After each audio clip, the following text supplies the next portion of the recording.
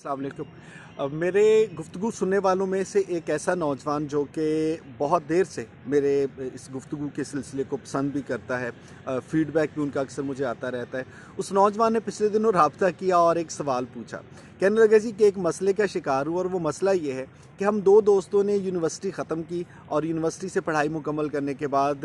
मैंने कुछ देर नौकरी की तलाश की, लेकिन चंद दिन के बाद मुझे एक ऐसा मुनासिब सा कारोबार मिल गया जिसमें मुझे लगा कि मैं मेहनत करूं तो कुछ पैसे बच सकते हैं। मैंने वो कारोबार शुरू कर दिया और जो मेरा दूसरा दोस्त था उसको एक जगह पे नौकरी मिल गई। हम अक्सर शाम को इकट्ठे बैठते हैं और एक दूसरे के साथ हम बड़ी बिला तकल्लुफ़ गपशप करते हैं। तो मुझसे उसने कई बार पूछा है कि बताओ क्या हालात हैं। तो बात यह है कि सर मैं कभी तो किसी महीने में कुछ दो चार पैसे कमा लेता हूँ, कुछ महीने ऐसे भी होते हैं कि जिसमें मुझे कोई पैसा नहीं बचता, लेकिन कुछ महीने ऐसे होते हैं कि जिसमें मुझे लगता है कि अगर मेहनत करूं तो मेरा मुस्तकबिल बड़ा अच्छा भी हो सकता है। लेकिन इसके मुकाबले में वो कहते हैं कि जो मेरा क्लास फेलो है वो एक जगह पे मैनेजर है और उसको महीने की एक लगी बंदी तनख्वाह मिलती है। उसने नया मोबाइल भी ख़रीद लिया, उसने चार पैसे बचाने भी शुरू कर दिए और वो मुझे कहता है जी कि मुझे इस तरह का कोई मसला नहीं है, सर्दी हो, गर्मी हो, धूप हो, छाँव हो, मुझे पता है कि गारंटी के साथ यकम तारीख को मुझे तनख्वाह मिल जाएगी और ये काम बड़ा ठीक है। तो उसने मुझे अब इस बात पे आमादा करने की कोशिश की है कि तुम कारोबार छोड़ो, क्या तुम इतनी परेशानी लेते हो, मेरे साथ आ जाओ, हमारे यहाँ एक मैनेजर की जगह खाली है और तुम भी हमारे दफ्तर में मुलाजमत इख्तियार कर लो। और वो कह रहा था कि जी मैं परेशान हूँ, मुझे समझ नहीं आ रही कि क्या मैं जो 6 महीने लगाने के बाद कारोबार कुछ ना कुछ सीख लिया इसी को करता रहूं या मैं मुलाजमत के लिए अपने दोस्त के दफ्तर में चला जाऊं। मैंने खैर चंद एक सवालात के जवाब देने की कोशिश की, लेकिन चूंकि ये मसला किसी एक शख्स का नहीं है, हम अपने इर्द गिर्द देखें तो बारहा हम इस बहस का शिकार नज़र आते हैं कि भाई नौकरी या मुलाजमत क्या करना चाहिए। अब उसको समझाने के लिए एक छोटी सी कहानी मैंने इसलिए उसके साथ शेयर की और आज आपके साथ शेयर कर रहा हूँ क्योंकि शायद से समझने वाली बात जो है इस कहानी की सूरत में बहुत से और लोगों को भी समझ आ जाए। कहते हैं कि एक जंगल में एक हाथी और एक कुत्ता उनकी आपस में दोस्ती थी।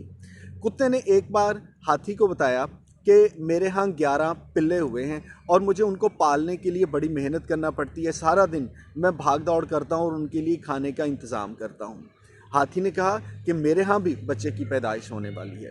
खैर ये कुछ अरसा गुजर गया। तकरीबन 2-3 महीने 4 महीने के बाद दोबारा से कुत्ते ने बताया कि दोबारा से मेरे यहाँ 10 पिल्ले हुए हैं और मुझे अब उनको पालने के लिए और ज़्यादा भाग दौड़ करनी पड़ती है। हाथी ने कहा कि हाँ, हमारे यहाँ भी बच्चे की पैदाइश होने वाली है। करते करते 6 महीने गुजर गए और तीसरी मर्तबा भी यही हुआ कि उस कुत्ते ने दोबारा बताया कि हमारे यहाँ कुछ पिल्ले हुए हैं और मैं उनको पाल के जवान करने की कोशिश कर रहा हूँ। और हाथी ने कहा कि हाँ, हम भी इंतज़ार कर रहे हैं, हमारे यहाँ भी एक बच्चा होने वाला है। करते करते जब तकरीबन 1.5 साल का वक्त गुजर गया तो कुत्ते ने एक बार हाथी से पूछ लिया कि मैं तो 3 बार इस पूरे मरहले से गुजर चुका हूँ, मेरे यहाँ पिल्ले होते हैं, मैं उनको खाना पीना देता हूँ, वो चंद दिनों में बड़े हो जाते हैं, वो अपना जो है वो जंगल में घूमना फिरना शुरू करते हैं और मेरा तो बहुत बड़ा कुनबा बन गया और तुम मुझे 1.5 साल से बता रहे हो कि हाँ हमारे यहाँ भी एक बच्चा होने वाला है, तो इसकी क्या वजह है।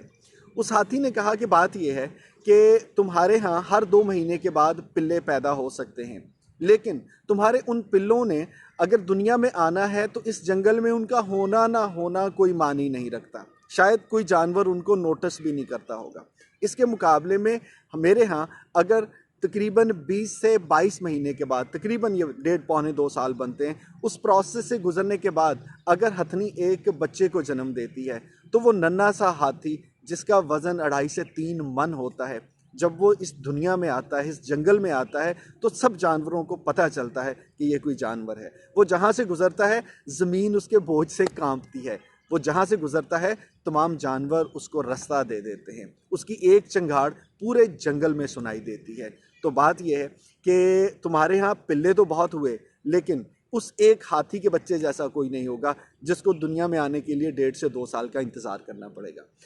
मुझे लगता है कि कहीं ना कहीं ये कहानी जो है ये भी कारोबार और नौकरी की तरह है। बहुत से काम ऐसे हम करते हैं कि आपने नौकरी शुरू की, आपको महीने बाद पैसे मिलना शुरू हो गए, लेकिन वो पैसे ऐसे होंगे कि आपका गुजारा तो होता रहेगा, लेकिन अगर आप कहें कि उन पैसों की वजह से आप कुछ बड़ा कर पाएँ तो शायद मुमकिन नहीं होगा। और इसके मुकाबले में वो आपका काम जो आप 6 महीने से कर रहे हैं और अभी कुछ अरसा करते रहेंगे, अगर आप उसमें मेहनत करते हैं, मुझे यकीन है कि एक वक्त आता है कि फिर लोगों को जब आपके कारोबार से अंदाज़ा होगा ना कि आपने इतनी मेहनत की और ये उसका नतीजा है, that would be a time. So अब आपने ये फैसला करना है, और बहुत से लोग भी हो सकते हैं आपको मशवरा देने वाले, लेकिन जो मुझे लगता है वो ये है, किसी ने कहा था कि जब आप मेहनत कर रहे हो तो इतने खामोश रहें कि आपकी कामयाबी का शोर सुनाई दे। सो मेरा ख्याल है कि आपको अपने कारोबार में लगे रहना चाहिए। यकीनन एक दिन आपका कारोबार इस काबिल होगा, आपकी मेहनत इस काबिल होगी कि आपकी मेहनत लोगों को नज़र भी आएगी